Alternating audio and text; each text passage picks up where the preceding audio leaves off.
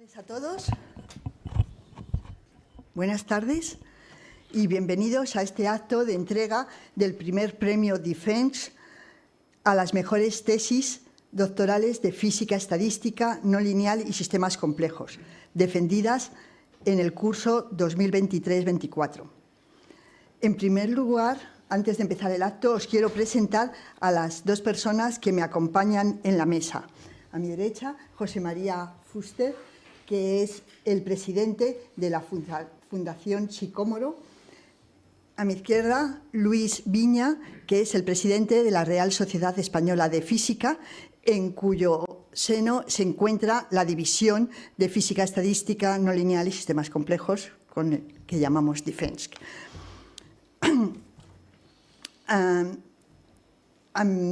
Quería deciros que este acto es muy especial para mí y para la división de Física Estadística no lineal y sistemas complejos que represento, ya que se trata de la primera edición de estos premios. Y como os podéis imaginar, el llegar hasta aquí ha sido un largo recorrido. Hemos tenido que generar una convocatoria, seleccionar a los premiados, que no ha sido fácil, organizar este acto, etc. Lógicamente, para todo ello hemos tenido mucha ayuda y quiero agradecer a todos en este momento. En primer lugar, quiero agradecer a los miembros de la Junta de Gobierno de nuestra división de Defense, ya que sin su colaboración y determinación no hubiésemos llevado a cabo esta iniciativa. También quiero agradecer a todos los jóvenes doctores de Defense que se presentaron o presentaron su candidatura de su tesis doctoral a este premio. Todas las tesis fueron de gran calidad y lo quiero reconocer aquí. También, de una manera muy especial, a los miembros del jurado. Los miembros del jurado tuvieron que hacer un gran esfuerzo en leer las tesis, dedicarle muchas horas y, al final, seleccionar. Y seleccionaron dos excelentes trabajos.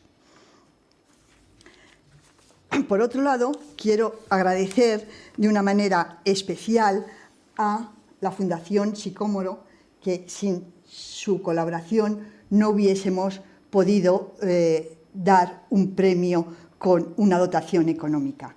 La financiación de la Fundación Sicómoro es muy de agradecer. Además, toda su colaboración y apoyo en organizar este acto. Por último, también quiero agradecer muy sinceramente a nuestro presidente, Luis Viña, que en todo momento hemos contado en la división con su ayuda, colaboración, apoyo para cualquier actividad o iniciativa que queríamos realizar. Muchas gracias, Luis. A continuación, paso la palabra a José María Fuster. Muchas gracias, Rosa, por tus palabras. Muchas gracias a todos por venir aquí. Es un placer estar compartiendo estos premios, la primera edición. En la comunicación primera, digamos, no hemos estresado. No sé si ¿se oye? ¿Ahora? Ahora sí, vale. En nuestra primera comunicación no hemos estresado suficientemente, que es la primera edición de unos premios, pero que pretendemos que continúen en el tiempo, ¿vale? Y para eso me interesa simplemente explicar brevemente en qué consiste la Fundación Sicómoro. La Fundación Sicómoro es una fundación pequeña. Yo soy el presidente, pero soy el fundador realmente. Entonces, se dedica o se enfoca estrictamente en el problema, digamos, epistemológico de la ciencia desde la perspectiva de los sistemas. Entonces, claro, para hacer eso necesitas armar una especie de taburete de tres patas. Por un lado, la pata de la ciencia, entender bien la ciencia. El entendimiento de la ciencia lo conseguimos gracias a nuestra relación profunda con la Real Academia de Ciencias Exactas, Físicas y Naturales de España, que es esta sede, con la cual tenemos un acuerdo estratégico. Por tanto, la pata científica la tenemos la pata ciencias la tenemos bien cubierta. Luego tenemos una pata filosófica, que está articulada fundamentalmente con la Complutense y con la UNED, fundamentalmente. Con la UNED tenemos un acuerdo para la constitución de la Cátedra Internacional Ortega y Gasset. Ortega es el filósofo español más importante en los últimos tiempos, y posiblemente en toda la historia, pero su pensamiento no es suficientemente conocido, digamos, como pensamiento filosófico. Y luego con la Complutense, que es la referencia donde estuvo Ortega, pero la referencia en filosofía en España, y donde tenemos aquí la fortuna de contar con Juan Antonio Valor, que fue decano de la Facultad de Filosofía. La filosofía es importante porque nos permite pensar la fundamentación del conocimiento, que es un tema que en los 10 años que llevamos trabajando en la Fundación, pues cada vez lo veo más amplio, más complejo y más interesante. La Fundación del Conocimiento, por poner un ejemplo, lo podemos llevar a debates como superveniencia versus emergencia, por ejemplo, que son debates no triviales y que son epistemológicos, no son debates científicos. Y la tercera pata es la perspectiva sistémica, la práctica desde la perspectiva de los sistemas. La parte de la perspectiva de los sistemas claramente es el centro de nuestra actividad. Tenemos un acuerdo con el IFISC, que conocéis que es el Instituto de Física y Sistemas Complejos. Tenemos el acuerdo con DIFENSC, se llama ahora, antes se llamaba GEFENOL. Y tenemos un acuerdo que acabamos de firmar recientemente con Javier Buldú, que está aquí, que es uno de los que trabaja más el tema de la complejidad. Creo que es la única cátedra de sistemas complejos que hay en España, según me dijiste, no sé si lo digo bien. ¿Vale? Entonces, tenemos esos 3 acuerdos. Y evidentemente el tema epistemológico pues es fundamental porque claro, una cosa es modelizar, otra cosa es que el modelo represente la realidad y otra cosa es que haya realidad. Evidentemente el modelo de Ptolomeo representaba la realidad, pero no tenía nada que ver con lo que luego hemos aprendido de esa realidad. Por tanto, modelizar no es suficiente y eso en sistemas tendríamos que empezar a pensarlo. Y básicamente es eso lo que hace la Fundación, apoyar esto, simplemente desde este foco en este taburete de 3 patas. No hacemos nada más. Muchas gracias. Muchas gracias, José María. Yo creo que es una importante que nos deis el apoyo. A continuación tiene la palabra Luis Viña. Hola, buenas tardes. Yo voy a ser breve porque, entre otras cosas, sé que tenemos prisa. No me he escrito nada porque sabía que tenía que ser breve también. Pero lo que quiero hacer es, en primer lugar, dar las gracias a José María Fuster por apoyar a la división de Defense en toda esta labor. Todo esto viene de que, al final, yo creo que uno de los grupos también más potentes de la Real Sociedad Española de Física, que es lo que era el GEFENOL antes y que, como se ve, se ha convertido en una división. Digamos, hay 3 grupos muy importantes. El más importante de todos, y de lo que estoy muy bufando también porque pertenezco a él, es el de Física de la Materia Condensada. Después está el de Física Teórica de Partículas y después el vuestro, el de Sistemas Complejos. Y nosotros siempre hemos pensado, y cada vez pensamos más, que los jóvenes no son nuestro futuro, sino que queremos que sean nuestro presente. De hecho, están siendo nuestro presente, y no me canso de decirlo, porque el segundo grupo más numeroso que tenemos ahora, por encima de la división de Física Teórica de Partículas, es el grupo de estudiantes de la Real Española de Física. El de Materia Condensada miré hace 4 días, 700 y pico miembros, el de estudiantes 660 y tantos, y el Física Teórica 631, ¿vale? Y entonces lo que hay que hacer es, lo que pasa es que es un grupo volátil, ¿vale? Porque vienen y van, es un poco como el Guadiana, muchos ojos, pero lo que hay que hacer también es potenciar que esta gente esté ahí, ¿no? Entonces, la verdad, partiendo sobre todo de la división de física de materia condensada, que ha sido siempre muy activa, desde que nos hemos involucrado, que es a principios de siglo, de nuevo con la Real Sociedad, y estos tenían un premio de tesis, y entonces dijimos, y eso atraía mucho a los jóvenes y les daba una catapulta y una cosa para ir para adelante, ¿no? Entonces, en algún momento, desde cuando entré en la presidencia, dije, bueno, ¿y por qué no tratamos de que todos los grupos que tenemos dentro de la Real Sociedad den un premio a los jóvenes también, y así atraigan jóvenes también y se sientan llamados a estar ahí? Entre ellos, con Rosa lo discutí muchas veces, no lo veían claro cómo se podía conseguir eso, un sponsor para que la cosa tuviese un poco más, que no fuese simplemente un honor y tal, pero al final creo que lo han llevado a buen lugar. Y entonces, pues ya vamos teniendo más, ¿no? Ya también hay 4, yo diría que más, 6 u 8 grupos que ya tienen que ya hacen sus propios temas de tesis, o sus propios premios de tesis. Entonces, nosotros lo que dijimos es, cada 2 años tenemos las bienales, pues hagamos un premio cada 2 años. Para eso hemos conseguido un sponsor anónimo que nos dio bastante dinero, como para poder mantener las cosas por lo menos durante 4 o 5 ediciones, de dar 3 premios por año, dividiendo la física, que es indivisible, pero si tratamos de dividirla en 3 grandes grupos, que uno es eso, física teórica, partículas, altas energías, el otro es más bien lo que tiene que ver con cuántica y la materia, donde podrían estar los sistemas complejos, la física de la materia condensada, muchas veces, y otro más aplicado, así. Entonces damos 3 premios cada 2 años, pero los premios no se dan así como así, se dan entre aquellos que ya han tenido un premio anteriormente por una de las divisiones o los grupos. Entonces, entre vosotros, los que habéis tenido este año, vuestra división os tendrá que presentar como candidatos para que, hasta febrero, a ser las fechas más o menos, para que después en la Bienal, que será en julio, esté tomada la decisión y se dé un premio. El premio es modesto, son 1.000 euros a cada uno de los premiados, más la posibilidad de publicar un artículo en una revista de Open, de acceso abierto. Los primeros premios, los 3 artículos ya se han publicado, bueno, están pendientes de que ahora se haga una especie de editorial conjunta para los 3 y tal. Es una de las revistas de la Sociedad Europea de Física, es el EPJP+, que es abierta.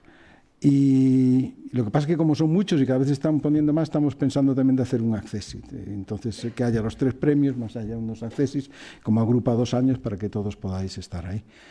Simplemente recordaros, y recordarle a Rosa también, que cuidado, porque cuando os dan el premio a veces no sois miembros de la Real Sociedad, y entonces os pueden dar el premio perfectamente bien. Ahora, el premio que se da después entre todos esos, tanto el premiado como uno de los directores de tesis, si tiene más de uno, tiene que ser miembro de la Real Sociedad.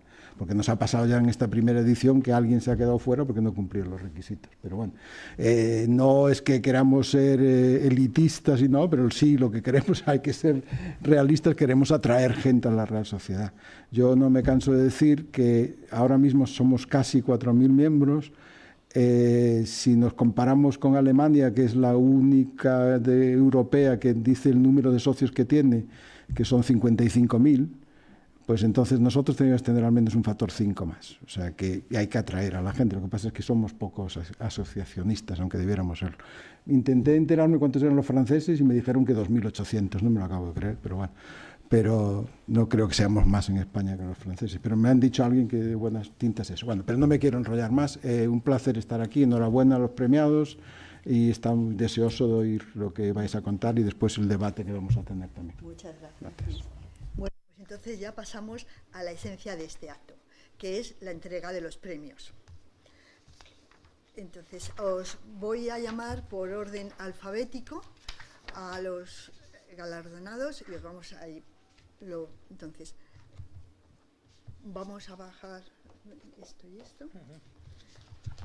Entonces, el primer premio, bueno, el primer galardonado, los 2 premios son equivalentes, y estoy intentando evitar decirlo, por eso he dicho que los voy a llamar por orden alfabético, es Guillermo Barrios Morales, por su tesis doctoral titulada The Dynamics of Neural Codes in Biological and Artificial Network. Ha sido realizada en la Universidad de Granada bajo la dirección del doctor Miguel Ángel Muñoz. Enhorabuena.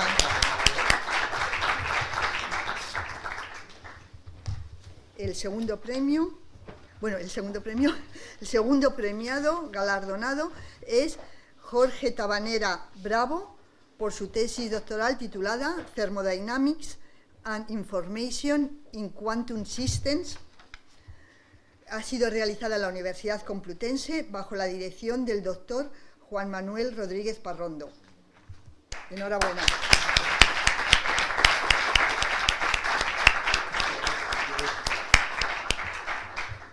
Enhorabuena. Venga, ahora hacemos una foto los...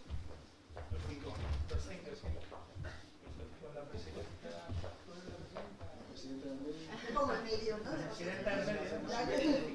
Así queda más simétrico.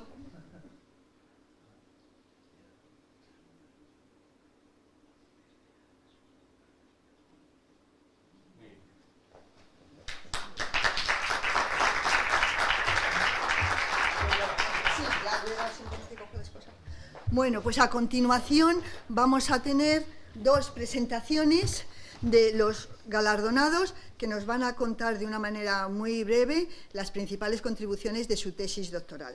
El primero es, no sé si lo tenemos ya ahí puesto, la primera presentación es la de Jorge, ¿no? Hayamos quedado. Entonces, pues, ¿lo tienes ahí? ¿Esto cómo lo podemos...? Sí, esto ya... ¿Está ya? Bueno, gracias a la Fundación Sicomoro, gracias Pues a la Real Sociedad. Aquí. Entonces, después tendré una presentación unos 15 minutos y luego el público, luego todos los asistentes podréis hacer preguntas. Esto, vale. Y gracias a todos por asistir. Bueno, y gracias a Juan Parrondo, que es mi director de tesis, que ahora no ha podido venir, pues espero que se una después a nosotros. Mi tesis se llama Termodinámica de Información en Sistemas Cuánticos Abiertos y la hice aquí en la Universidad Complutense de Madrid. Tiene dos partes. La primera parte, de Single Electron Resonator, es una colaboración con un grupo experimental de la Universidad de Oxford en la que estudiamos el comportamiento de un dispositivo de nanotecnología, que luego explicaré. Y la segunda parte habla sobre cómo a día de hoy realizamos simulaciones en sistemas cuánticos abiertos. Es un estudio teórico que hicimos aquí Juanma y yo. Voy a empezar por la primera parte, Single Electron Resonator. The Single Electron Resonator es el nombre de un dispositivo de nanociencia, como he dicho. Lo he traducido como el resonador de electrón único y como creo que soy la primera persona que lo ha traducido al castellano, creo que este es el nombre oficial. Es una especie de motor en miniatura. En esta imagen, podemos ver sus componentes. Por un lado podéis ver que tiene dos piezas metálicas, que son dos electrodos, están hechos de oro, y podéis ver el tamaño, es de 200 nanómetros, es microscópico, esto es una fotografía microscópica. Y en medio podéis ver una línea gris que he señalado con una flecha. Esa línea gris es un nanotubo de carbono. Un nanotubo de carbono no es ni más o menos que un tubo hecho de una estructura periódica de carbono a través de la cual pueden fluir electrones.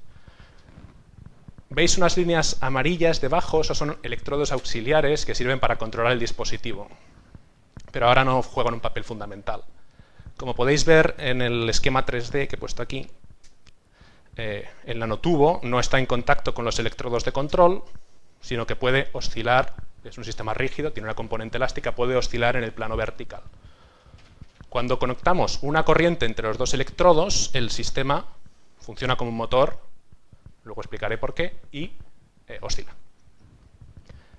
Esta es la profesora Natalia Ares, de la Universidad de Oxford, es la persona que diseñó, construyó este dispositivo y es la que ha hecho los experimentos esencialmente, su laboratorio. También es el motor más frío del mundo. Está a 40 milikelvin, eso es aproximadamente 273 grados centígrados. Está muy cerca del cero absoluto y el objetivo final de esta colaboración era encontrar efectos cuánticos.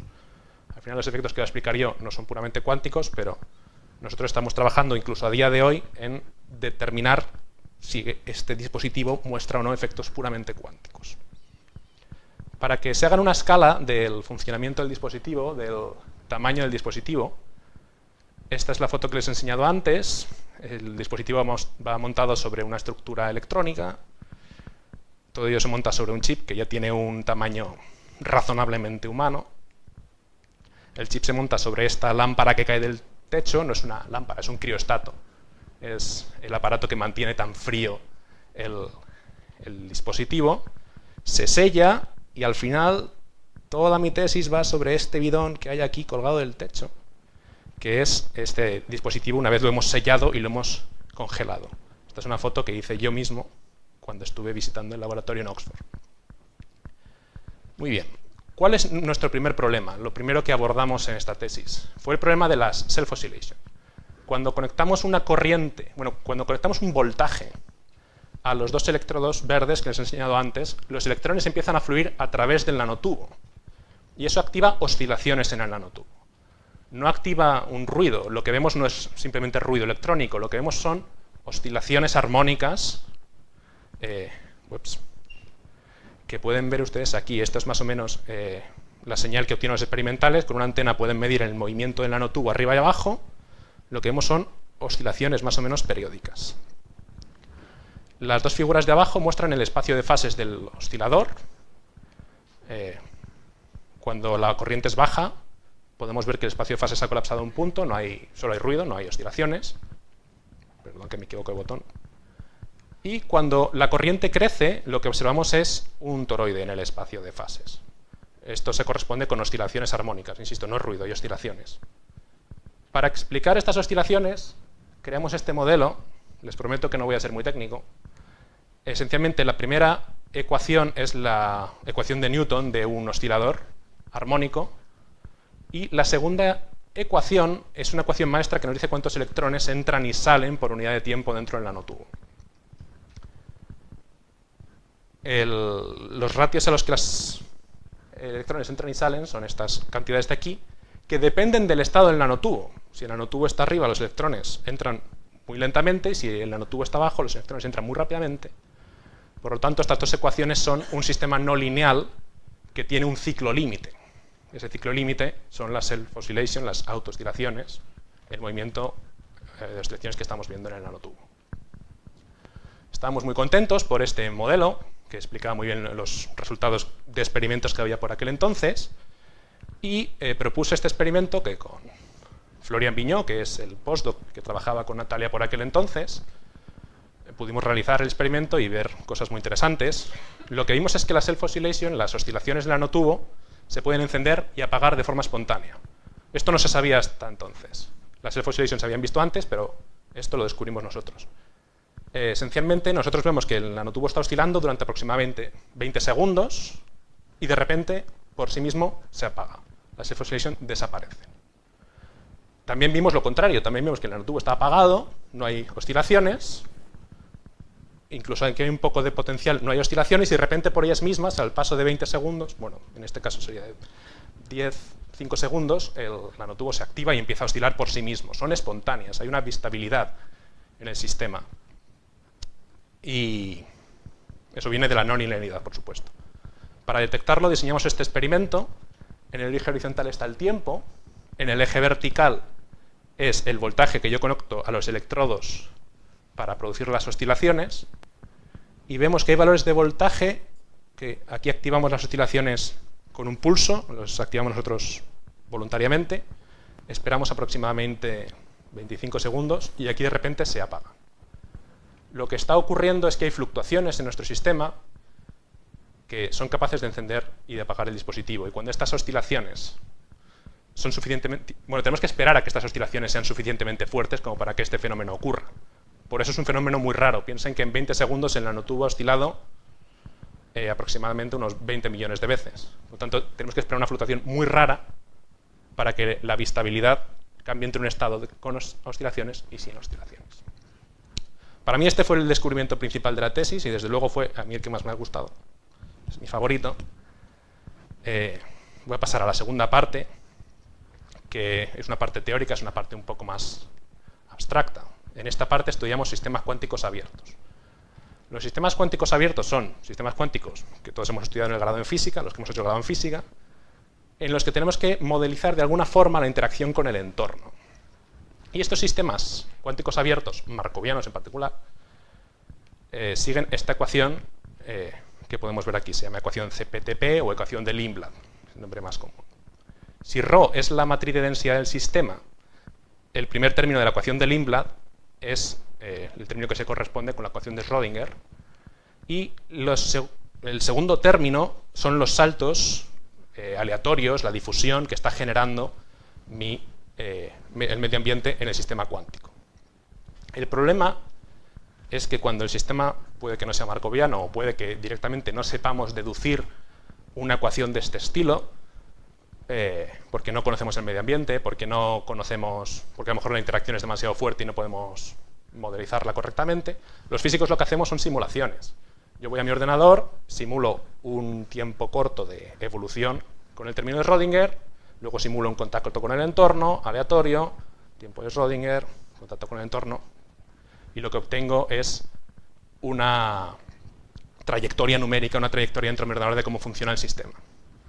El problema de estas simulaciones, es que no son termodinámicamente consistentes. Si miramos la bibliografía, hay varios modelos de este estilo que no son termodinámicamente consistentes en el sentido de que el equilibrio térmico no es un punto fijo de esta dinámica. Yo evoluciono mi sistema de acuerdo a una trayectoria colisional y no termaliza, no adquiere una temperatura T, no llega a un estado de equilibrio. Para sortear este problema, lo que hicimos Juanma y yo fue identificar las condiciones de termalización de las que se habla largo y entendido en la tesis, que esencialmente nos dicen cuáles son las condiciones mínimas para que un sistema sea termodinámicamente consistente. Son dos.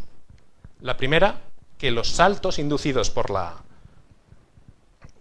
trayectoria, por el contacto con el medio ambiente, cumplan balance detallado entre las componentes diagonales de la matriz de densidad. Perdón, esto es un poco más técnico, no he podido evitarlo. Y la segunda condición es que se produzca un desfase que anule las componentes fuera de la diagonal. El modelo que propusimos nosotros es un modelo de scattering, es un poco más complejo, como pueden ver, involucra colisiones, involucra unas matemáticas más complicadas, pero esencialmente este modelo siempre va a ser, y lo hemos demostrado, termodinámicamente consistente para diversos sistemas. Lo último que voy a mostrar es esta figura, que es donde se demuestra. Para distintas temperaturas, lo que muestro es la ocupación de un qubit, es decir, cuál es la probabilidad de encontrar un qubit en su estado fundamental, siguiendo esta dinámica que les indico aquí. Para distintas temperaturas, lo que se espera es que siga la línea turquesa. Nuestro sistema, que es el que he llamado exacto aquí, el cuadrado, siempre se adapta, siempre termaliza, por lo tanto siempre es consistente, mientras que otros que aparecen en la bibliografía, son los puntos azules, se desvían de la termalización. Creo que esto es todo lo que quería contarles. Muchas gracias.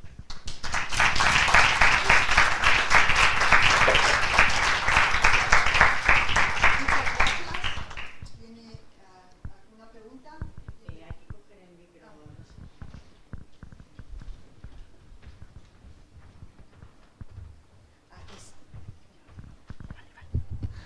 Bueno, ¿alguna pregunta?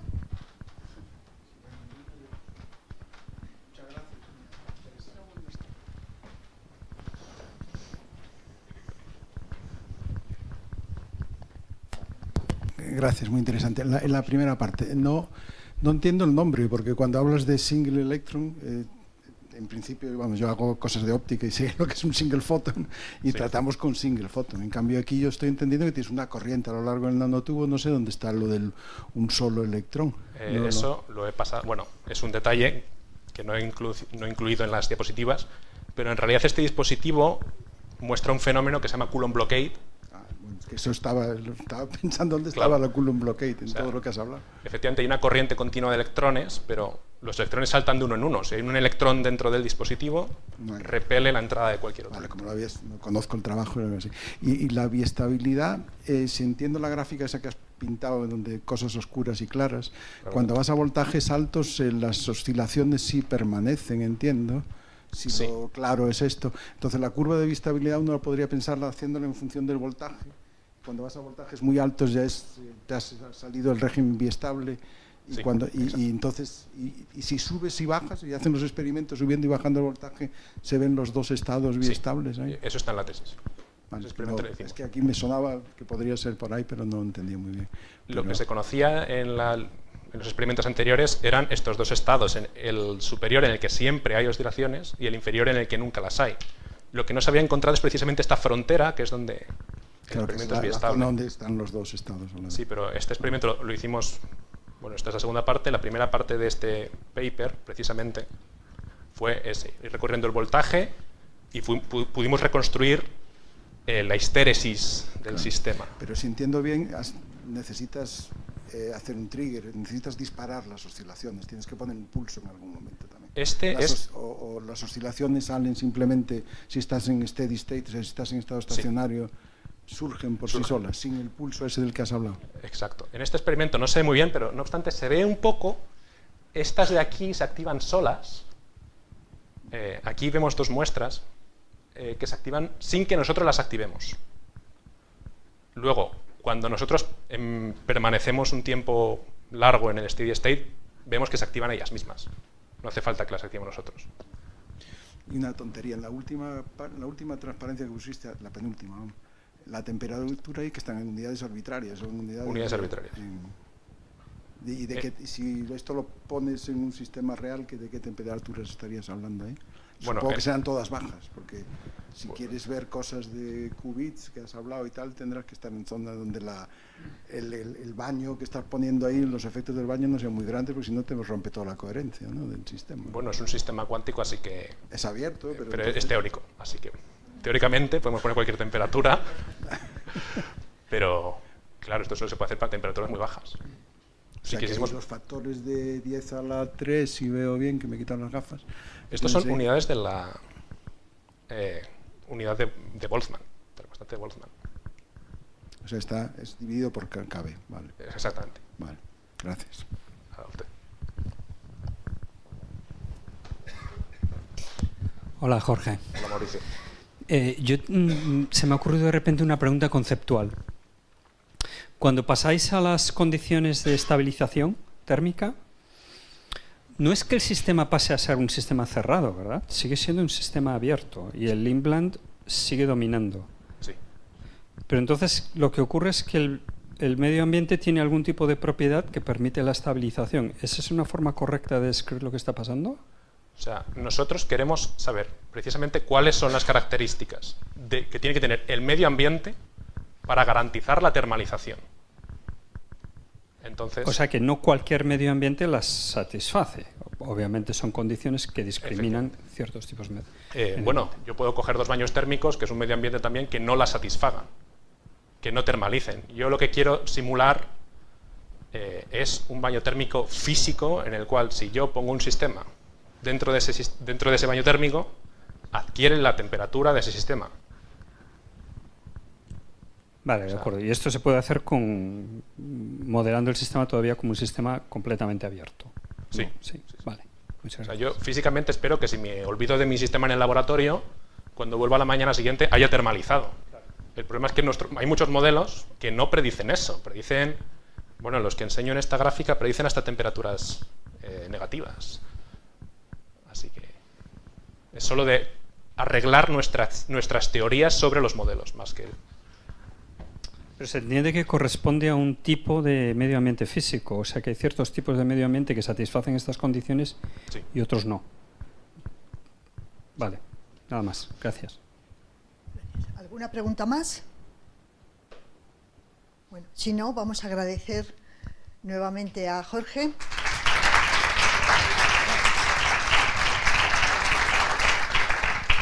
Muchas gracias. Ahora Guillermo Barrios presentará su tesis, bueno, no su tesis, un resumen de la misma.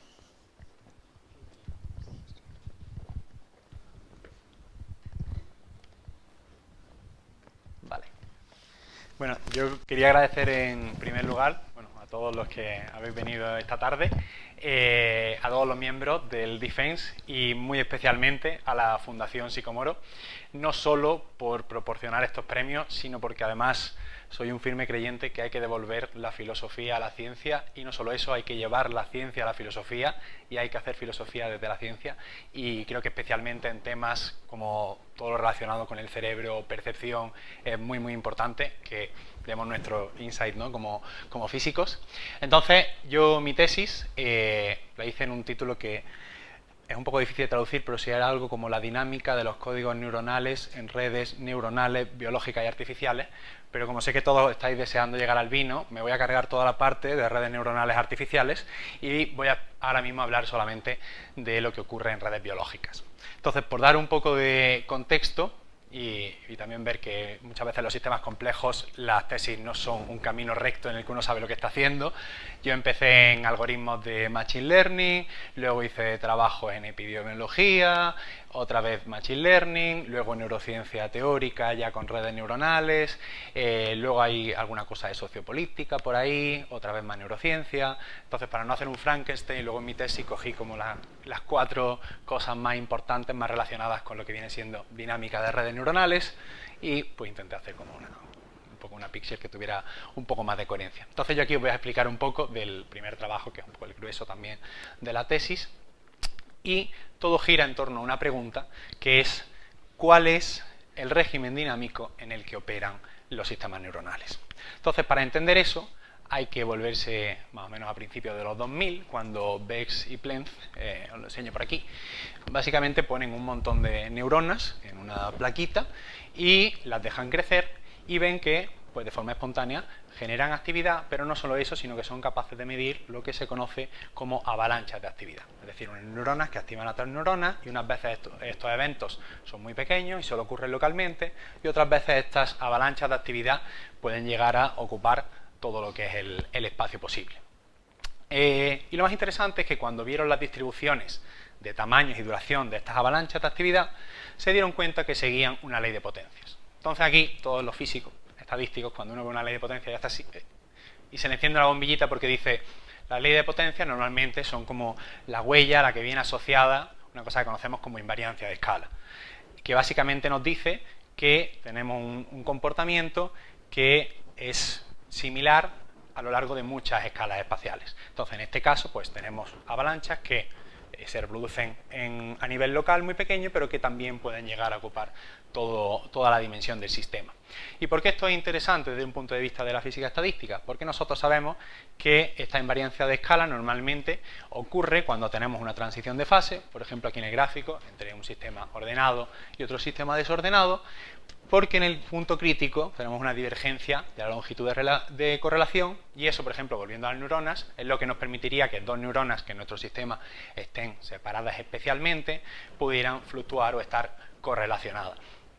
Entonces, desde un punto de vista del cerebro, porque al cerebro le puede interesar estar operando cerca de un punto crítico, pues no solo en términos de que la comunicación está optimizada, sino también se ha demostrado que la capacidad de almacenar información, el poder computacional, rango dinámico, hay una serie de propiedades que se optimizan en el punto crítico. Entonces, es una teoría, lo que se conoce como teoría de la criticalidad en el cerebro, que es muy interesante.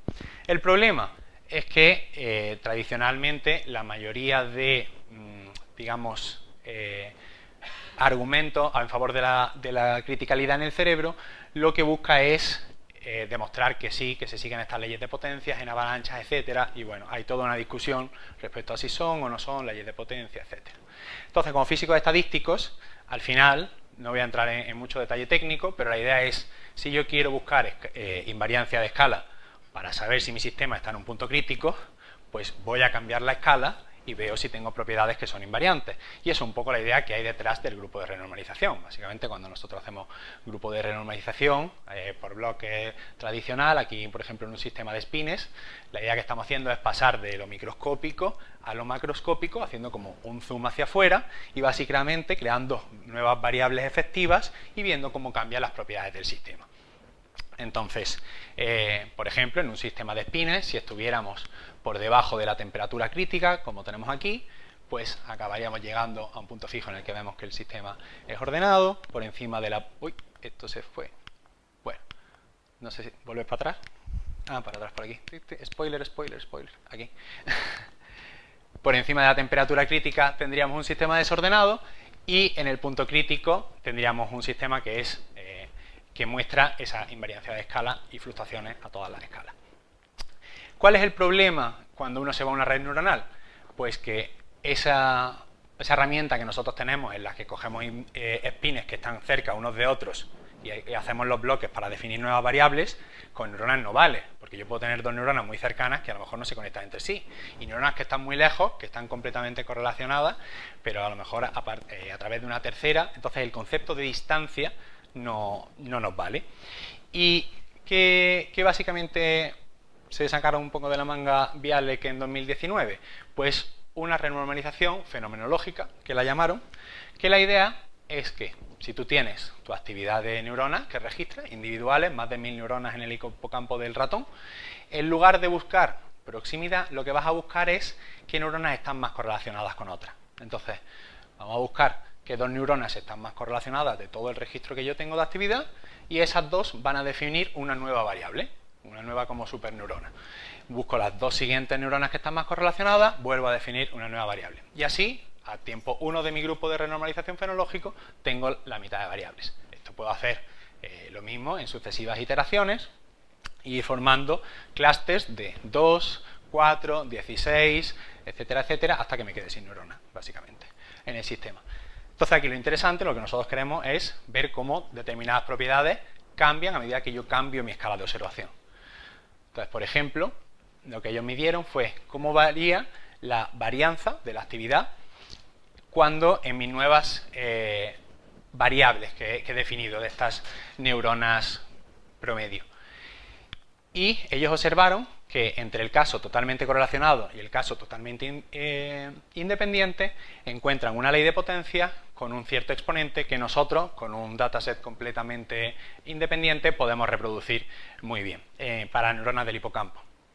Pero la gracia es que si coges y empiezas a mirar otras regiones del cerebro del ratón y haces lo mismo y sigues midiendo la varianza, ves exactamente la misma, o sea, leyes de potencia que se ajustan muy bien, con un exponente que no es exactamente el mismo, pero dentro de un margen de error sí que es verdad que varía bastante poco.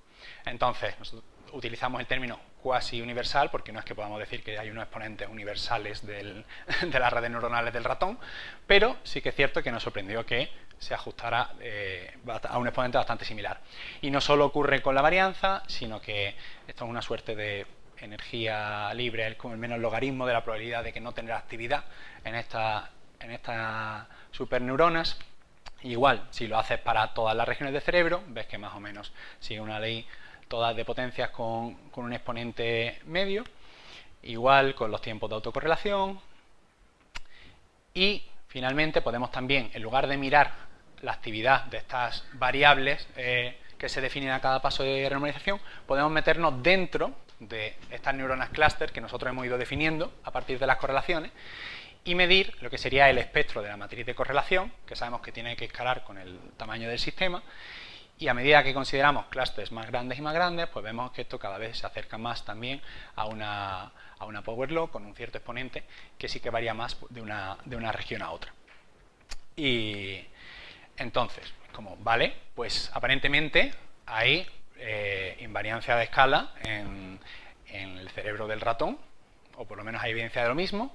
Ahora la pregunta es si realmente eso viene de un fenómeno crítico o no, porque la crítica en el cerebro es, pues, ¿qué te digo yo? Como los libros de Murakami, hay gente que le encanta y gente que lo odia, tienes de todo. Y en particular con la criticalidad, pues es verdad que mucha gente podría decir, bueno, es que las mismas leyes de escala puedes conseguirla con modelos que no son críticos, porque por ejemplo hay un modelo del grupo de Nemenman que utiliza campos latentes y también explica muy bien estas curvas. Entonces nosotros dijimos, vale, pues vamos a intentar ver si realmente esto se puede reproducir con un modelo que sí sea crítico. Y entonces, como buenos físicos, cogimos la cosa más sencilla del mundo, que es un modelo de firing rate lineal con una matriz de conectividad W, que nosotros sabemos perfectamente cómo funciona, si el autovalor máximo de esa matriz W, que yo voy a llamar G, aquí. Uy. Aquí está el puntero. esto de aquí es el autovalor máximo de la matriz W, pues si ese autovalor es menor que 1, entonces el sistema es subcrítico y en 1 tienes el punto crítico. Entonces, con esa información, lo tenemos de la teoría, ahora lo que utilizamos es una herramienta que nos permite inferir. Si yo tengo unos datos experimentales, es decir, yo tengo unos recordings de actividad de neuronas individuales, en el córtex, en este caso, de un mono, asumiendo que eso se comporta como mi modelo lineal, que obviamente es una asunción, pero asumiendo que eso se comporta como mi modelo lineal, ¿cuál sería el parámetro G, ese autovalor máximo, que me explicaría mejor mis datos? Es decir, ¿en qué punto del régimen dinámico están esos datos experimentales según mi modelo lineal? Entonces, bueno, detrás hay toda una teoría de sistemas desordenados, pero básicamente la idea es que podemos calcularnos las covarianzas integrando la actividad en un cierto delta t, y con el primer y segundo momento de esa distribución de covarianzas podemos básicamente estimar el G que mejor se ajustaría a nuestros datos, y esto dependerá de la media de las covarianzas y de la dispersión y del tamaño de nuestra muestra, ¿vale? Entonces, con esto y nuestros datos en, creo que son 15 regiones del ratón, dijimos, bueno, pues vamos a probar a ver qué pasa. Hay que tener cuidado de coger un delta t que sea mayor que el tiempo de autocorrelación, etcétera, etcétera. Pero bueno, lo importante es que si te calculas tus covarianzas, estimas tu G y luego, como tenemos diferentes números de neuronas según la región, extrapolamos haciendo subsampling para poder comparar todas las regiones a un número común de neuronas, lo que te encuentras es que el G que infieres, asumiendo ese modelo lineal, insisto, es muy cercano a ese punto de inestabilidad, ese punto crítico de G igual a 1. Pero además es que hay un método alternativo utilizando la teoría de Son-Polinsky que permite estimar este G en lugar de a partir del primer y segundo momento de la distribución de covarianza, utilizando, porque se conoce, todo el espectro de autovalores de la distribución teórica. Entonces, sin entrar demasiado en detalle, la idea es que tanto la estimación con un método como la estimación con el otro método en todas las regiones que consideramos dan valores bastante similares, con lo cual, bueno, pues parece que por lo menos no nos estamos inventando las cosas, y pues nos dice que esa invariancia de escala, asumiendo estos modelos lineales, podría venir de fenómenos críticos. Y ya lo último que queda es, ¿vale? Pues si podemos reproducir, digamos, con un modelo crítico, esa misma invariancia de escala. Es decir, de nuestro modelo sencillo que hemos utilizado, nosotros podríamos llegar a recuperar esas leyes de escala que veíamos en la varianza y que veíamos en los tiempos de autocorrelación. Pues la respuesta es sí, siempre y cuando te pongas cerca del punto crítico. Entonces, por ejemplo, lo que podemos ver es que aquí, cuando en nuestro modelo lineal ponemos una G muy pequeña, lo que observamos básicamente es que no hay scaling del espectro de autovalores, no hay scaling de autocorrelaciones, y esto se parece básicamente a un modelo de neuronas independientes, y a medida que vas aumentando el G, hasta acercarte a 0,95, no solo encuentras estas leyes de potencia de nuevo, sino que además también encuentras exponentes muy similares a los que observamos experimentalmente, lo cual para nosotros también fue una sorpresa porque, repito, es un modelo de red neuronal de lo más sencillo que uno se puede imaginar. Entonces, simplemente, pues eso sería el mensaje principal, sería que encontramos evidencias que existe esa cuasi universalidad en muchas regiones del cerebro del ratón, y que podría emerger efectivamente de fenómenos críticos que estén ocurriendo.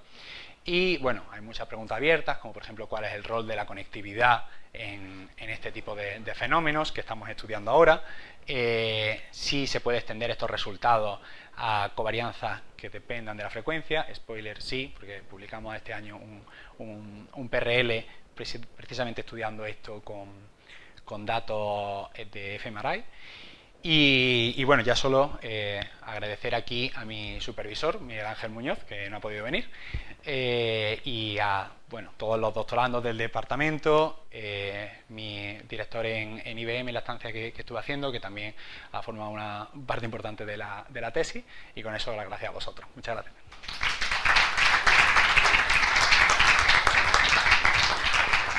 Muchas gracias. ¿Alguna pregunta? Gracias por la presentación, me ha gustado mucho. A ver, tengo una curiosidad. Dices que infieres, o sea, tú quieres inferir el radio espectral de la matriz SAW, ¿no? Que es lo que... Vale, y lo haces a partir de datos de correlación. En realidad es como Spite Count Covariance, sí. O sea, vale, tú tienes unos datos de correlación y a partir de ahí, ¿qué haces? ¿Infieres la matriz W y calculas el radio espectral? No, claro, no es resolver el problema inverso de inferir la W, porque eso es infinitamente más complicado, sino que simplemente lo que te permite es inferir el radio espectral sin pasar por la matriz W. O sea, es decir, resuelves el problema solo para el máximo autovalor. O sea, que eso es robusto, ¿no? Esa predicción es robusta, ¿no? Porque sí. La matriz no la puedes predecir. Claro, no la puedes predecir. O sea, y de hecho comprobamos que es robusta porque luego utilizamos el otro método que se basa en toda la distribución de autovalores de esa matriz. Vale. Y lo haces de manera analítica, por lo que he visto, porque das un resultado analítico, ¿no? Efectivamente. Hay un... este resultado de aquí, esta cuenta es de un PENAS del grupo de Moritz Elias. Y sí, eso se hace totalmente de forma analítica con teoría de sistemas desordenados. Simplemente tienes que tener cuidado con ciertas cosas como cuál es el timing que eliges para calcular las covarianzas, porque tiene que ser mayor que el tiempo de autocorrelación y cosas así, pero sí, no pasas por la matriz de W. Vale, muchas gracias. Nada, a ti. ¿Alguna pregunta más?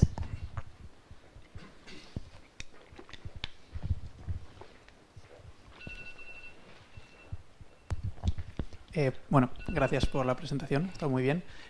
Cuando hacías lo del coarse graining, la renormalización de las series temporales, ¿tenías en cuenta la localización de las neuronas a la hora de hacer eso? No, es puramente por correlación. Es decir, es, digamos, totalmente funcional. A mí me da igual dónde estén las neuronas, lo que me importa es cómo se comporte. Si la actividad de dos neuronas está más correlacionada, obviamente, en general, va a tener una relación con su situación espacial, pero en principio nosotros solo miramos correlaciones. Vale, gracias. ¿Alguna pregunta más? Sí, gracias, Guillermo. ¿Y habéis pensado hasta qué punto los resultados dependen de la complejidad del animal sobre el cual hagas o del cerebro sobre el cual puedas hacer estos? Pues sí que hay unos resultados preliminares, no tanto con complejidad, porque es verdad que estamos muy limitados a datos de ratón, porque claro, para poder hacer renormalización tú ya tienes que partir de un número muy grande de neuronas. Entonces necesitas poder registrar pues del orden de mínimo 1000, 2000 neuronas simultáneamente.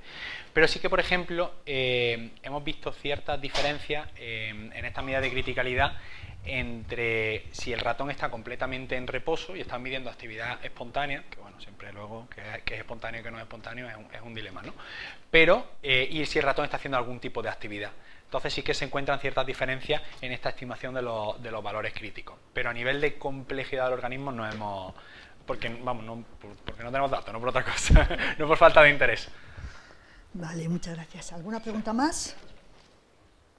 Bueno, pues si no, vamos a agradecer a Jorge y a Guillermo. Bueno, y pasamos ahora a la mesa redonda. Os ruego, por favor, que subáis.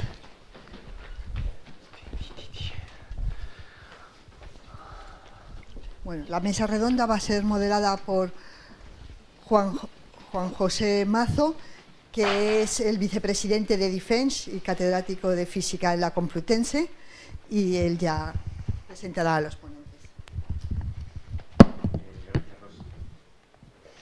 Gracias, Rosa. Bueno, iba a empezar presentándome a mí mismo, pero ya lo ha hecho Rosa. Sí, gracias por estar aquí, ¿no? Bueno, este año le dieron el Premio Nobel de Física, ¿no? Unos trabajos sobre inteligencia artificial y los fundamentos físicos de la misma. Y mucha gente se preguntaba, ¿y cómo le dan a esto el premio Nobel de Física, ¿no?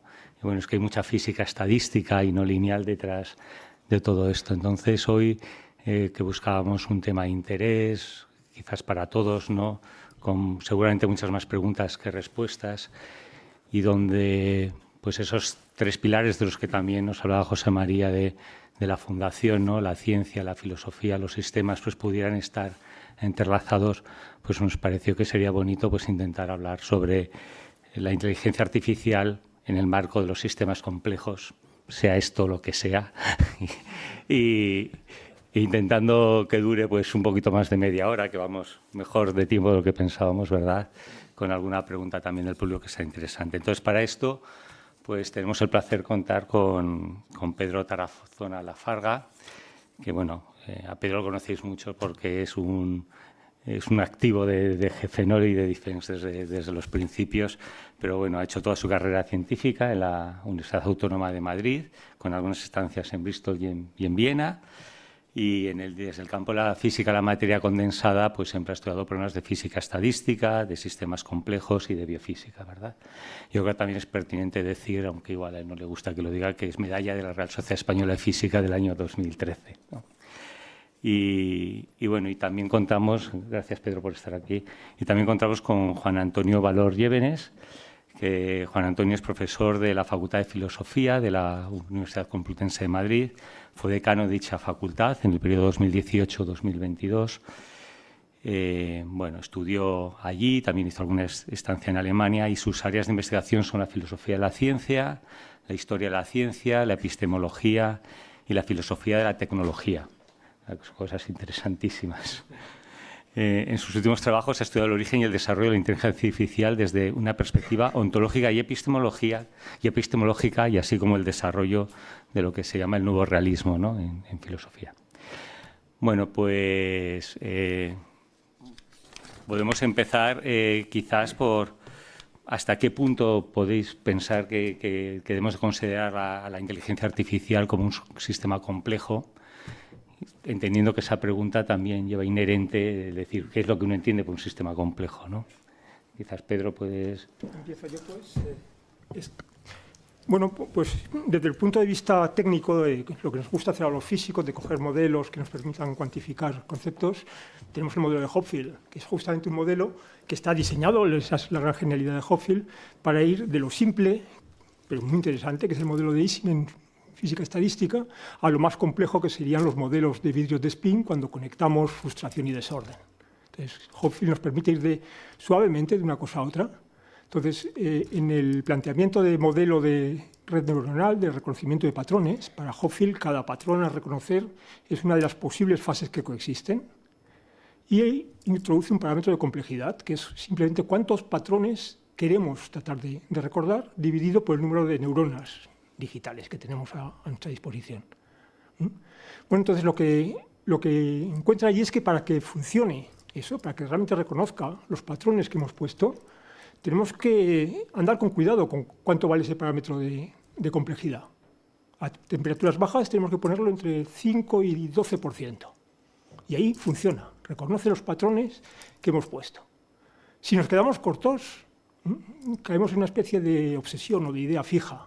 Lo que ocurre es que hemos tratado de aprender demasiado poco y demasiado intensamente respecto de lo que nos cabe en el cerebro, y entonces hay un patrón, uno de ellos, que domina. Y cualquier estructura que veamos nos recuerda eso. Reconocemos que todo es como eso. Y todavía es más interesante qué pasa si nos pasamos de complejidad. Si nos pasamos de ese 12%, lo que ocurre es que empezamos a recordar cosas que realmente no hemos aprendido, porque empiezan a aparecer quimeras que mezclan varios aspectos de patrones que ya hemos aprendido. Si nos pasamos mucho, esas quimeras se vuelven tan locas que llegamos a un sistema de vidrio de spin en que la complejidad está desatada. Entonces, desde este punto de vista, uno diría que, por lo menos visto desde dentro, claramente la complejidad es muy relevante para inteligencia artificial, porque tenemos que tener una complejidad de alguna forma domesticada. Tenemos que engancharla al carro, que tire del carro, pero que no se desboque. Y solamente en un rango muy concreto hace su papel. Entonces, bueno, tampoco es tan raro. Cosas como la máquina de vapor funcionan aplicando el crecimiento de la entropía, pero justamente en un rango. Tiene que crecer la entropía, pero si se nos desboca es que estalla la caldera. Entonces, desde ese punto de vista, visto desde dentro, yo diría que claramente inteligencia artificial es un sistema con complejidad controlada. Lo que pasa es que, bueno, complejidad como esdrújula es un calificativo que se autodefine. Entonces, seguro que Juan Antonio tiene otra forma de plantearlo. Bueno, encantado de compartir estas reflexiones con vosotras y con vosotros. Gracias por invitarme. No sé si tengo que aportar mucho, yo creo que más bien poco. En fin, diré algo al respecto, pero no mi propia investigación, porque no sé nada.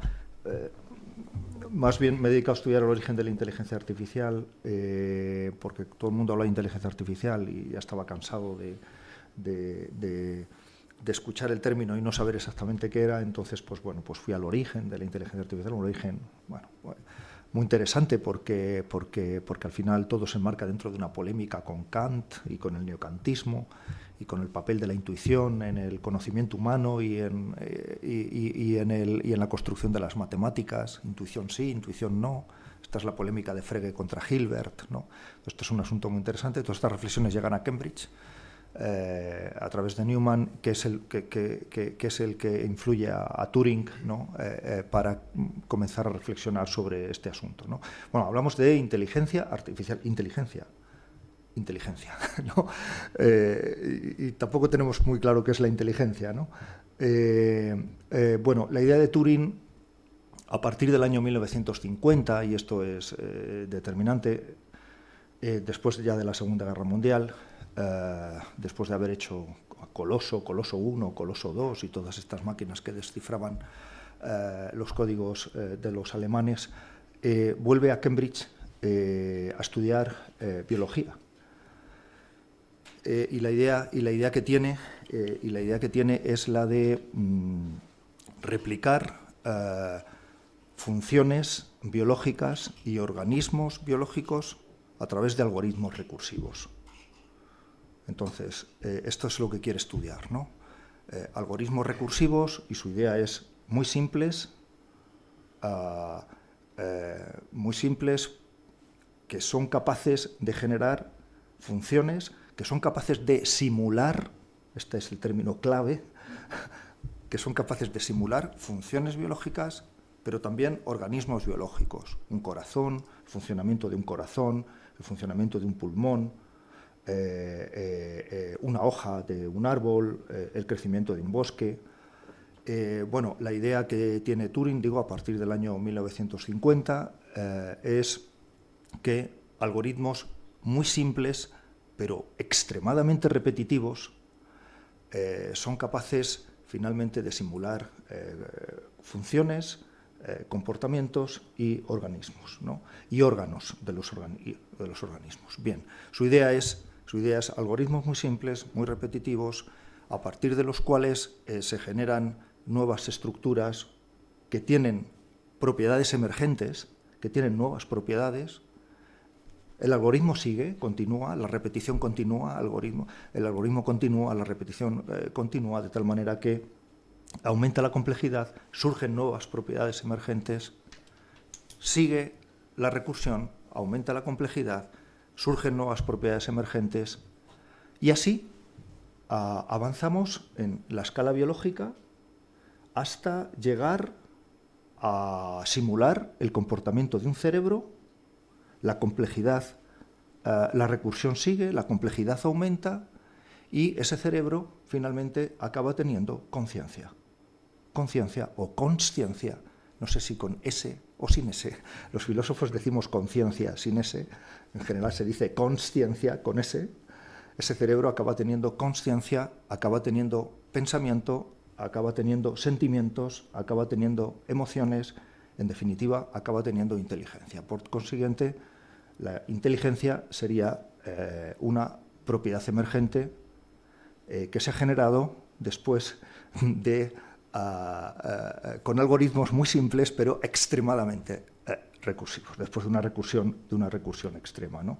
Entonces, estamos hablando de un sistema complejo en la medida en que estamos hablando de una recursión que genera continuas propiedades emergentes, continua recursión con propiedades emergentes, y además una característica muy importante que subrayó Turing frente al mecanicismo de la época es que esta recursión no es mecánica, en el sentido de la recursión continúa y no ocurre como con una máquina en una fábrica que ante una causa externa la máquina se para o se rompe, sino que en el ámbito de la biología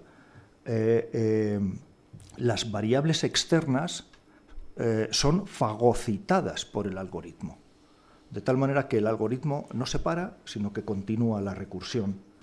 Y algoritmo recursivo con extrema recursión más causas externas que actúan como variables fagocitadas por el algoritmo, eso hace que surjan nuevas propiedades emergentes que ni siquiera imaginábamos en los organismos, y eso hace que la naturaleza se sitúe en el seno de una absoluta contingencia.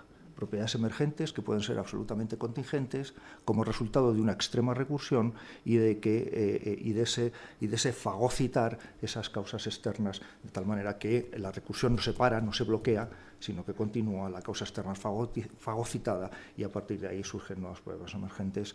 Y así es como llegamos a explicar pues, cosas tales como la inteligencia, ¿no? Así es como es posible simular la inteligencia. Y esto es importante, simular la inteligencia. Simular el pensamiento, simular las emociones. Entonces estaríamos hablando de estos sistemas complejos. Además de fagocitar causas externas, se caracterizan porque son sistemas que se comportan sin un orden externo previo. Es decir, hay un algoritmo, pero no hay un orden externo que puede ser una finalidad externa o puede ser, digamos, que oriente hacia las consecuencias de manera necesaria, sino que las consecuencias surgen y surgen muchas veces de manera contingente, de tal manera que toda la naturaleza puede estar sumida en la más absoluta contingencia. Nosotros seríamos producto de esa contingencia, la inteligencia sería producto de esa contingencia, no hay un plan, diríamos, divino o extrahumano, sino que todo es producto de la más absoluta contingencia a partir de esas propiedades emergentes. Bueno, eso es lo que podría decir para comenzar. Casi nada, ¿no? Bueno, quizás señalar, ¿no?, que es un salto complicado a veces, pero casi inevitable, ¿no?, pasar de la ciencia a la creencia, ¿no? Porque hay cosas que la ciencia nos pone delante, pero hay un momento que tenemos que creer en unas cosas u otras en función de muchas otras historias, ¿no? Casi no sé si no has usado el término evolución con intencionado o simplemente podía haberse usado y demás, ¿no? Queríamos también tocar varias cosas, ¿no?, en este poco tiempo que tenemos, ¿no? Entonces, y la siguiente pregunta iría un poco, Pedro, desde el punto de vista de la física estadística, ¿qué es lo que crees que aporta la inteligencia artificial para el progreso de la ciencia y de la física de los sistemas complejos en particular, ¿no? Bueno, en general, yo creo que en todo, en física en general, y en física estadística y sistemas complejos, quizá de un modo un poco diferente, pero en física en general estamos viendo con una ambivalencia en la aparición de esta inteligencia artificial. Por un lado, la curiosidad típica de científico, y por otro lado, un cierto resquemor. Tradicionalmente la física se plantea como que las leyes fundamentales están escritas todas con un cierto patrón, que es que, sabiendo lo que hay aquí ahora, hay una ley física que nos dice cómo eso cambiará en el espacio y en el tiempo. Entonces tenemos unos algoritmos, que es el cálculo infinitesimal, que viene desde Newton y sigue hasta la teoría cuántica de campos, y pensamos o creíamos que eso era la forma fundamental de hacer predicciones en ciencia. Sabemos también que no son verdad del todo. Pues como ya nos ha contado Jorge, los sistemas son abiertos, y si los sistemas son abiertos, uno tiene que pasar a predicciones probabilísticas. Uno no puede pensar en predecir diciendo que pasará lo que tiene que pasar, sino que tiene que predecir haciendo una apuesta. Apuesto a que pasará lo más probable que pueda pasar. Eso ya es un cambio conceptual. Si miramos cómo hacemos predicciones en la vida normal, como hacemos predicciones con nuestro cerebro, son claramente también probabilísticas. Y usamos algoritmos muy diferentes. Los algoritmos que está tratando de simularla o que estamos ya usando en inteligencia artificial están inspirados en cómo funciona nuestro cerebro y se basa en adivinar en base a lo que hemos visto, en encontrar patrones. Bueno, entonces, yo diría que los físicos ahora mismo estamos en una situación, quizás exagerando un poco, en la que nos encontramos como pues esos antiguos caballeros de hidalgos que basaban toda su vida en su habilidad con la espada y el valor para acercarse al enemigo y ganar en un duelo. Cuando de repente resulta que se encuentra con que cualquier patán a una distancia que no le permite usar su espada, le descerraja un tiro de trabuco y le deja frío. Entonces nos estamos planteando, ¿qué tenemos que hacer? ¿Tenemos que seguir como siempre mientras aguante el cuerpo? ¿Tenemos que irnos a casa y añorar los viejos buenos tiempos? ¿Tenemos que aprender a manejar y a fabricar mejores trabucos? ¿Tenemos que conformarnos con que lo que pensábamos que era la esencia de la física, como la esgrima, se convierta simplemente en un ejercicio, no sé si deportivo o educativo? Entonces, yo creo que estamos entrando en ese tipo de dilema. Entonces, no tengo respuesta, cada uno está buscando la salida como puede, pero yo creo que es un momento muy interesante de ver desde fuera y quizás un poco angustioso, para algunos por lo menos, de ver desde dentro. Y parece que está transformando el método científico, ¿no? O creando uno nuevo. Está cuestionando lo que pensamos que era lo fundamental del método científico. Entonces ahí, entender las cosas.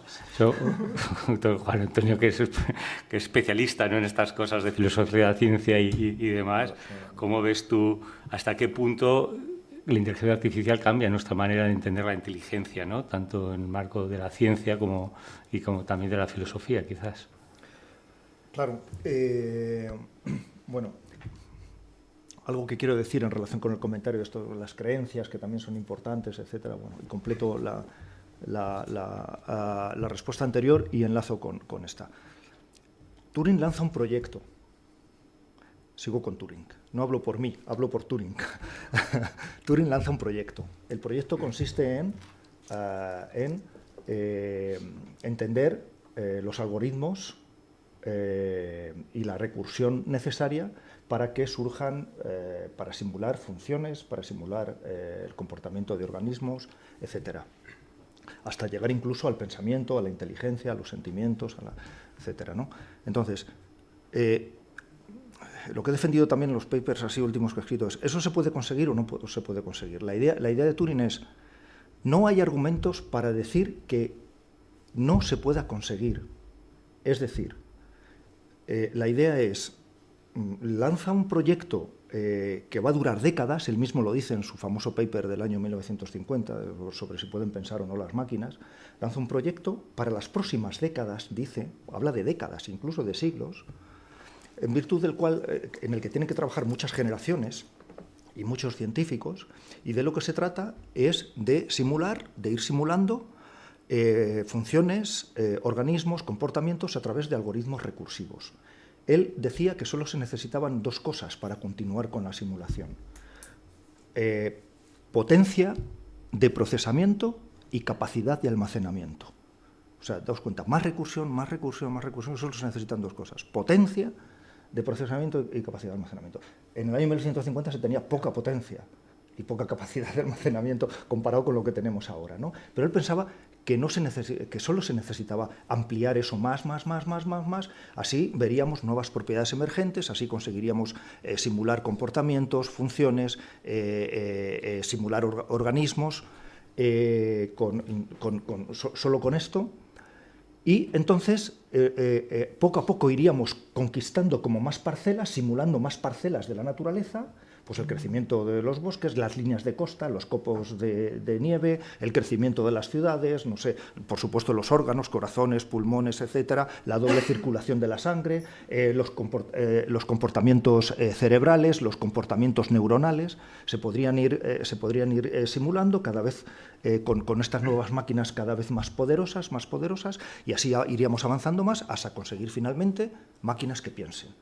Incluso máquinas que tuvieran superinteligencia, más allá de la inteligencia humana, ¿no? ¿Esto se puede conseguir o no? En principio es un proyecto. Entonces, Turing dice una cosa al respecto. ¿Cuándo sabremos que esto no se puede conseguir? O sea, lo primero que dice es, quien diga que esto no se puede conseguir es un dogmático. Quien diga que esto no se puede conseguir, en el fondo está pensando que la inteligencia es una capacidad exclusivamente humana, que nos aproxima a los dioses y nos separa de los animales, y que por tanto tenemos algo así como una mente, un alma, algo que nos hace especiales en la creación. Pero eso es dogmatismo, es lo que decía Turing, esto es dogmatismo. Entonces, vamos a ver si conseguimos a través de recursión, potencia de procesamiento, capacidad de almacenamiento, vamos a ver si conseguimos llegar a la inteligencia o a una superinteligencia o incluso a otras formas de inteligencia que nosotros los humanos ni siquiera nos podemos representar. Entonces, quien diga que eso no lo podemos conseguir es dogmático. ¿Lo podremos conseguir? Él decía, yo tampoco lo sé. Esto es un proyecto que dura siglos. Yo tampoco lo sé. Ahora, ¿cuándo sabremos que no lo podemos conseguir? Él decía una cosa muy interesante. Sabremos que no podremos conseguir esto cuando necesitemos, cuando la recursión que necesitemos sea tal que necesitemos máquinas que tengamos que construir con una materia tal que no soporte la recursión, porque se destruya físicamente.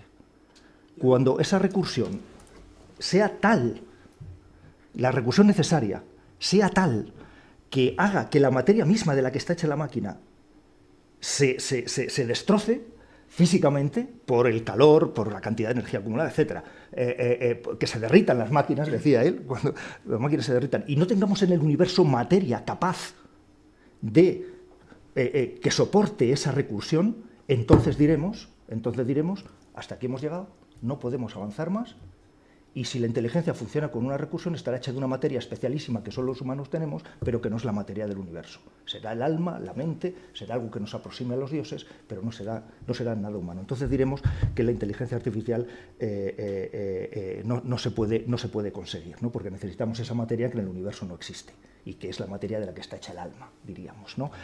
Y para terminar, entonces dijo una cosa importante para responder a esa pregunta, decía, bueno, y mientras tanto, mientras vamos construyendo este tipo de máquinas, esa será la manera de entender cómo funciona la mente humana.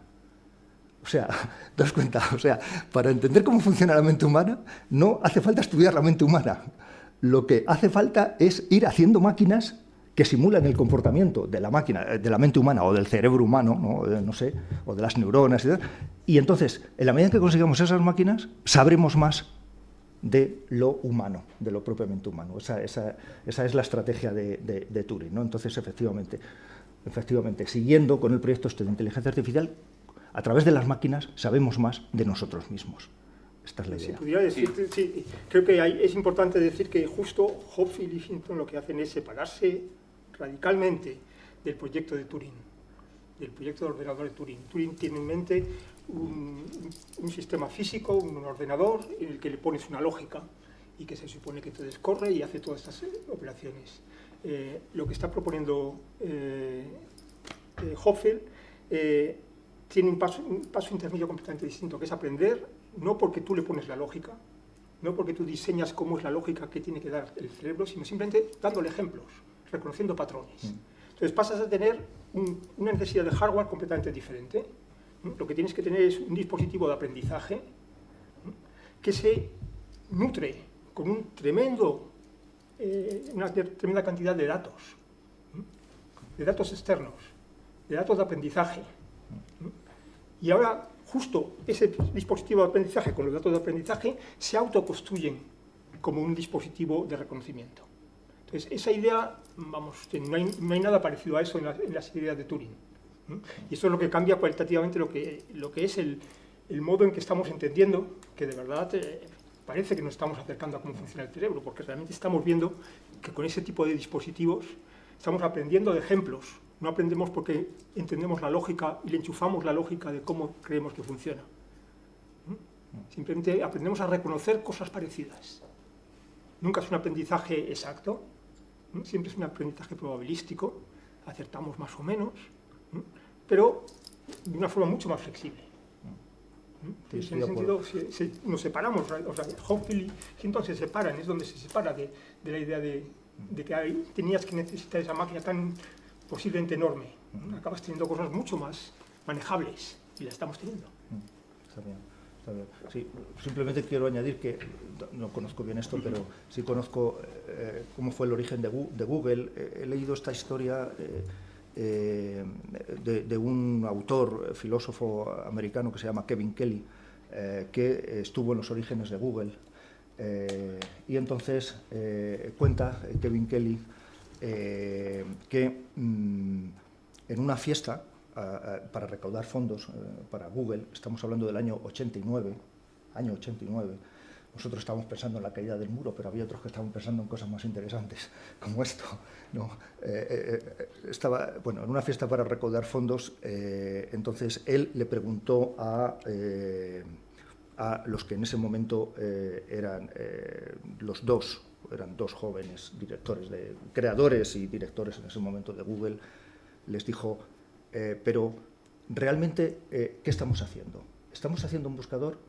Y entonces cuenta Kevin Kelly que en esa fiesta le respondieron, a propósito de los datos, le respondieron, no, realmente no estamos haciendo un buscador, estamos haciendo una inteligencia artificial.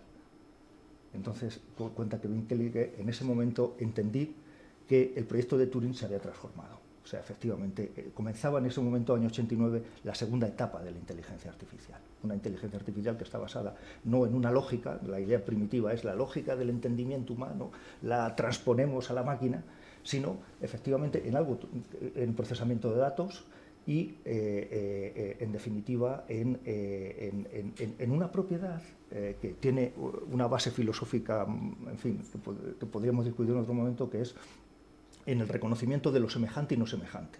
Semejante y no semejante, semejante y no semejante, y a partir de ahí es posible pues, ir elaborando patrones, en fin, reconociendo, etcétera, ¿no? Y la clave es esta, lo semejante y lo no semejante. Pero la pregunta filosófica interesante es, ¿pero acaso no funciona así el entendimiento humano? ¿Acaso no funciona así la inteligencia humana? ¿Y acaso no las lógicas estas en las que habíamos pensado en principio no están basadas en último extremo en un sustrato más elemental, en esta propiedad que es semejanza o no semejanza? Esta es la tesis filosófica, ¿no? Es lo más llamativo, es que nos estamos viendo retratados en lo que estamos viendo que las máquinas saben hacer. Está muy bien. El tiempo vuela, pero me has puesto en bandeja la última pregunta y ya damos lugar al debate muy rápidamente. Y habéis empezado a decir, entonces ¿hacia dónde vamos? ¿No? Y casi ya lo habéis dicho, ¿no? Otra cosa que tenía aquí atada, hasta qué punto esa inteligencia artificial que estamos viendo es una nueva inteligencia distinta de la humana o realmente pues tiene mucho que ver con la humana, ¿no? Porque pudiera ser que, bueno, funcionara, pero que fuera radicalmente distinta de la humana, ¿no? No sé. Bueno, tenemos muy poquito tiempo, pero ¿hacia dónde vamos? ¿Hacia dónde creéis que vamos? Bueno, yo diría que vamos hacia algo esencialmente desconocido, que claramente es muy ilusionante, tiene aspectos, la inteligencia artificial está ofreciendo grandes oportunidades y a la vez también unos riesgos enormes. Y creo que el riesgo que tiene es que hemos abierto una caja de Pandora. Una vez que la hemos abierto ya no la vamos a poder cerrar. Eso le ha pasado a la humanidad otras veces, le pasó pues, con la revolución neolítica o con las revoluciones industriales, en el que bueno, pues las sociedades que se metían en eso arrasaban con las que no se metían. No necesariamente para ventaja de los individuos, pero una vez que se metían era imposible. Y arrasaban porque tenían una enorme ventaja sobre el que no entraba allí. Y aquí yo creo que el riesgo con la inteligencia artificial no es tanto lo que a veces se habla de lo que la inteligencia artificial puede hacer a la humanidad. Yo creo que el riesgo real es qué es lo que algunos humanos, usando la inteligencia artificial, pueden hacernos al resto de la humanidad. Está siendo una herramienta tremendamente poderosa. Hemos puesto a disposición de esa inteligencia artificial todo nuestro conocimiento y no solo nuestro conocimiento estructurado, no solo la Wikipedia o la enciclopedia Stanford de filosofía, hemos puesto en las redes sociales todos nuestros sentimientos, nuestros afectos, nuestras emociones, y todo eso está a disposición de que se procese y se use en beneficio de los pocos que están controlando eso. Entonces yo creo que el gran riesgo que tenemos es que como arma sea tan tremenda como pudo ser las grandes revoluciones previas para las civilizaciones que no entraban del todo en eso. Bueno, nada, de manera muy breve, voy a hacer publicidad de mi libro. Esto lo cuento mejor en un libro que va a salir ahora en septiembre o a comienzos de octubre, que he escrito sobre inteligencia artificial, que se titula ¿Qué será de nosotros? ¿Qué será de nosotros? Es la pregunta. Y el subtítulo es ¿Cómo la inteligencia artificial transforma a la humanidad? Y bueno, yo tengo una mirada más optimista. Yo sé que entre los intelectuales y los académicos y la gente seria siempre hay que ser pesimista, ¿no? Porque es lo que tiene réditos académicos y digamos, bueno, yo es que no me sale ser pesimista, ¿no? Soy optimista, ¿no? Pero sí pienso en lo siguiente, a ver, primero, quizá tendríamos que abrir nuestra mente y pensar en muchas formas de inteligencia. Esto es lo primero, porque la inteligencia, la conciencia, se ha definido en filosofía de una determinada manera, en concreto siguiendo, en fin, siglo XVII, siglo XVIII, Descartes, Kant, la Ilustración, etcétera, se ha definido a partir de una razón trascendental, se ha definido de una determinada manera. Y hoy la filosofía de la sospecha dice, bueno, la inteligencia se ha definido de una determinada manera que coincide con la inteligencia del hombre blanco, europeo, alto, con los ojos azules, heterosexual, heteronormativo, no sé qué, en fin, ya os podéis imaginar, ¿no? Toda esta deriva crítica que surge hoy.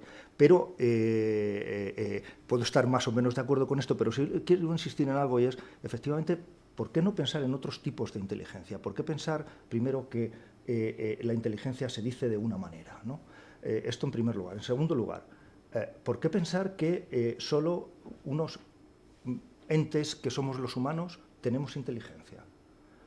¿No tienen inteligencia los animales? Ya sé que para Descartes no, y que para Kant tampoco, que pensaban que eran meras máquinas, pero ¿tendría sentido hablar de inteligencia en los animales? ¿O de consciencia incluso en animales y en plantas?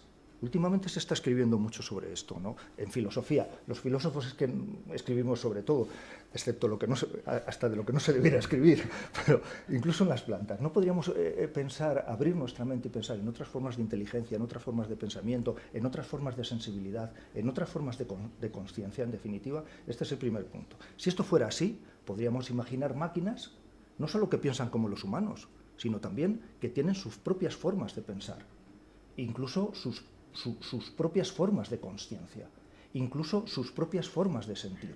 Podríamos pensar también en esto. Y entonces habitar una sociedad de seres en los que la consciencia no es una, sino múltiple.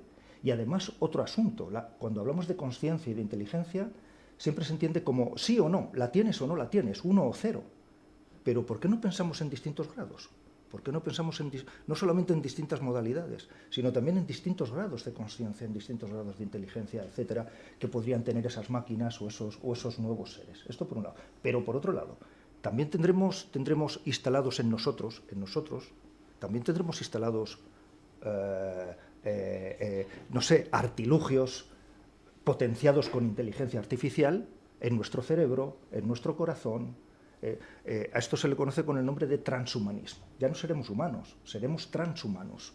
Estaremos potenciados por artilugios que se crean no solamente para curar aquellos órganos defectuosos, sino incluso para suplantar a los órganos sanos por otros potenciados por inteligencia artificial y que tienen nuevas funciones. Entonces nos encontraremos en el futuro con otros seres que serán los cyborgs. Mitad hombre, mitad máquina, ¿no? Esto lo decía Ortega también, ¿no? Mitad hombre, mitad máquina, que podrán tener quizá otras formas de pensar, otras formas de sentir, otras formas de inteligencia. En definitiva, creo que nos espera un futuro, pues esto, poblado de entidades con múltiples formas de conciencia, con múltiples grados de conciencia muy distintas a nosotros, y todos tendremos, y lo interesante de esto es que todos tendremos que aprender a convivir en un espacio común, porque si decimos no, las máquinas fuera porque son humanos, yo me pregunto, ¿y qué cantidad de tecnología es capaz de soportar nuestro cuerpo antes de decir ya no eres humano, ya eres máquina? Entonces, más vale ampliar nuestro horizonte y, digamos, dar cabida a todas estas formas, a todos estos seres y formar un espacio común compartido. Bueno, acabamos acordándonos casi de Blade Runner, ¿no? Y de Rachel. Y muchas gracias. Yo creo que tenemos tiempo para un par de preguntas rápidas, porque, no sé, yo creo que sin preguntas... Dime. Venga, Guillermo, gracias. Sí, o sea, yo... Aquí está. Claro, yo quería hacer un comentario respecto a esa última concepción de inteligencia y nuevas formas de inteligencia o de conciencia, y creo que quizás es un defecto de físico, pero algo que nos gusta mucho es poder definir las cosas bien, tenerlas muy concretas para poder entender qué es lo que estamos estudiando. Entonces, claro, creo que el problema de la generalización de los conceptos como la inteligencia, nuevas formas, es que al final no sabes cuando comparas que estás comparando una cosa con la otra.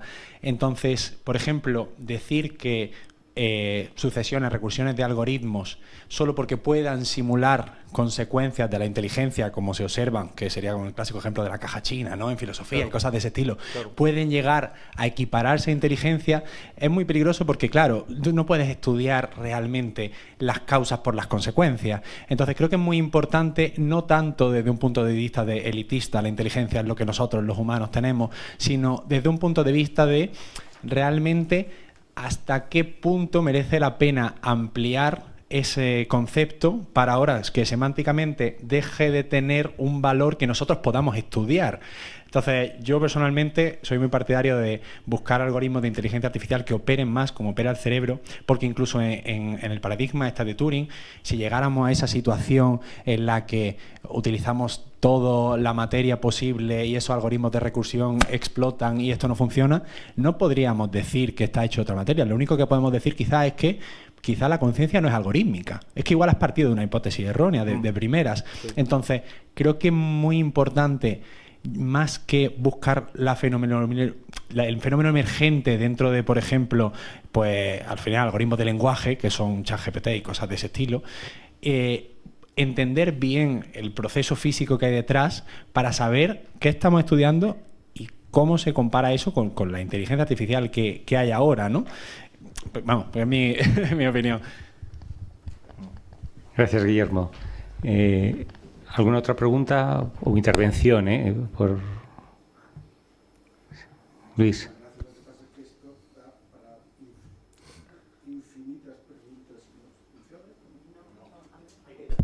Ahora, para infinitas cosas. Lo que pasa es que hace menos de una semana hubo un debate súper interesante en la Fundación Ramón Areces, donde estaba Hinton en plasma, pero en vivo, y estaba Harosh, que fue Premio Nobel de Física del 2012. Y una cosa que no ha salido aquí, pero que allí discutieron y discrepaban totalmente, era acerca de la creatividad en la inteligencia artificial. Mientras Harosh, Premio Nobel de Física, pero física cuántica, decía que no, que eso es imposible, Hinton decía que ya está, que ya es creativa ahora mismo. Y hablaba de problemas de matemáticas que ya se podían resolver. Entonces, la pregunta, yo sí tengo una pregunta, es ¿qué pensáis vosotros de esto? Si queréis decir algo. Y la otra cosa, que lo que decía Pedro, y que cuando uno mira el laudacio de los Nobel acerca del premio Nobel, yo no sé si es de química o física o de ambos a la vez, cuando hablan ahí dice que... y ponen un condicional, ponen que esto puede ser muy interesante si se distribuye equitativamente. ¿Vale? Y entonces, y esa equitatividad es lo que esta gente sí estaban de acuerdo entre ellos, que es súper importante que se regule todo esto. Y eso, no sé qué pensáis, pero yo creo que sí, yo sí pienso que es imposible, porque por siempre, porque los chinos o los americanos o lo que sea no van a regular, y que vamos a hacer en Europa otra vez, dedicarnos a regular cosas para que aquí no pasen mientras que el mundo nos lo lleva por delante, no lo sé. ¿Podéis hablar? Sí, sobre esto último, sí, efectivamente, yo creo que el gran riesgo es que el que tenga mejor inteligencia artificial a su disposición va a barrer. Y la historia de la humanidad no es tan optimista, no nos empuja a ser tan optimistas como Juan Antonio. Lo que ha pasado en situaciones como esa es que, sí, bueno, pues se ha usado en beneficio de los que tenían esa ventaja y no precisamente en beneficio del resto. Entonces, sobre lo primero, sobre la creatividad, bueno, ahí hay algo de creencia más que... Pero yo creo reconocer cosas que no sabría distinguir de una creatividad humana ya en lo que están haciendo ya estas cosas. Hemos tenido que dejar de pedirles a nuestros estudiantes que nos hagan informes escritos, porque los informes escritos que hace ChatGPT son perfectamente buenos. Vamos, a mí no se me ocurre un examen de filosofía ahora mismo que no apruebe ChatGPT. Claro. Entonces, si ChatGPT aprueba cualquier examen de filosofía, ¿qué es lo que tenemos que pedir a nuestros alumnos? ¿Qué creatividad tenemos que desarrollar? Entonces, ahí tenemos... Bueno, nada, muy brevemente. Solamente os digo, estoy en un proyecto de investigación con el Ejército, bueno, está también la OTAN aquí, bueno, pero que tiene que ver con inteligencia artificial. Claro, esto es un temazo para el Ejército y para la OTAN, no os podéis imaginar. Pero simplemente os quiero decir una cosa que me ha sorprendido mucho, y es que los chinos quieren desarrollar la inteligencia artificial sin normativa ninguna y para adelante, y le llaman, esto me lo decía un general, el arma definitiva. O sea, el arma definitiva es de dominio del mundo. O sea, seamos claros. O sea, lo que buscan a través del desarrollo de inteligencia artificial es el dominio del mundo. Del mundo. Seamos claros. Entonces, que no nos pille esto de sorpresa, y este es el objetivo. Bueno, dicho esto, y en todos los ámbitos, ¿no? Dicho esto, creatividad, vale. Hablar de creatividad me parece explicar lo oscuro por lo más oscuro, ¿no? O sea, decir, no, Picasso es muy creativo, pues eso es lo oscuro por lo más oscuro, porque crees que es la creatividad, ¿no? Y ya respondiendo también a la primera pregunta, aquí la clave está también yo coincido en esto con Turing plenamente, la clave está en simular, porque si yo tengo delante una máquina que hace todo lo que haces tú, ¿qué razones tengo para decir tú eres humano y la máquina no? O sea, ¿podría distinguir entre uno y otro? Sin pincharte, digo, y que a ti te salga sangre y a la máquina que le salga por ahí un líquido, no sé cómo. Quiero decir, si la máquina hace lo mismo que tú, si tiene el mismo comportamiento. A Turing, cuando le preguntaban esto, bueno, le hicieron muchas entrevistas de radio, que ahora, por cierto, porque mucha documentación ha sido secreta, ¿no? Churchill se encargó después de la Segunda Guerra Mundial de que hubiera un secretismo alrededor de la vida de Turing brutal, ¿no? Ahora se están descalificando muchos documentos y muchas entrevistas que le hicieron a Turing a propósito de esto. Se sentía profundamente incómodo cuando le preguntaban qué es pensar. Muy incómodo, porque la cuestión no es que es pensar, no lo sé, ni me importa, no lo sé. La cuestión es, tengo una máquina delante que es capaz de, ¿no?, la habitación china, de responder exactamente igual que una persona, de comportarse exactamente igual como una persona, ¿sí? Entonces no puedo distinguir entre la máquina y la persona. Y entonces los mismos derechos que le concedo a la máquina, a la persona le tendría que conceder a la máquina, porque si no la máquina se va a quejar y va a decir que la estamos excluyendo. Esta es la cuestión. Y lo mismo en torno a la creatividad. Esa es la cuestión de fondo. Y sí, la inteligencia se puede definir, desde luego se puede neurológicamente y físicamente. Yo estoy de acuerdo con hacer una descripción de este tipo, pero con lo que no estoy de acuerdo completamente, y por tanto simular esos patrones a través de algoritmos recursivos, etcétera. Yo estoy completamente de acuerdo. Si se puede simular con algoritmos recursivos, igual al final no hay recursión y tenemos que tirar el proyecto a la papelera. Estoy completamente de acuerdo con esto. Pero con lo que no estoy de acuerdo es con definir el pensamiento filosóficamente. O sea, definir el pensamiento desde los estados internos. Me explico, desde los estados internos de nuestra mente. Porque claro, entonces diremos, tú tienes estados internos, entonces eres humano, pero la máquina no tiene estados internos, entonces no es humana. Pero ¿por qué sé yo que tú tienes estados internos? Si yo no estoy dentro de ti para conocer tu realidad psíquica, tus estados internos, ¿no? Entonces, por eso Turing insistía, el mismo comportamiento en todos los casos, y ese es el criterio. Bueno, nada más. Bueno, hasta aquí hemos llegado, daría tiempo y nos quedamos con ganas de mucho más, ¿no? Muchas gracias, Pedro, muchas gracias, Juan Antonio. Un placer. Y bueno, pasamos a disfrutar un vino, que es algo que igual las máquinas aún no pueden hacer, ¿no?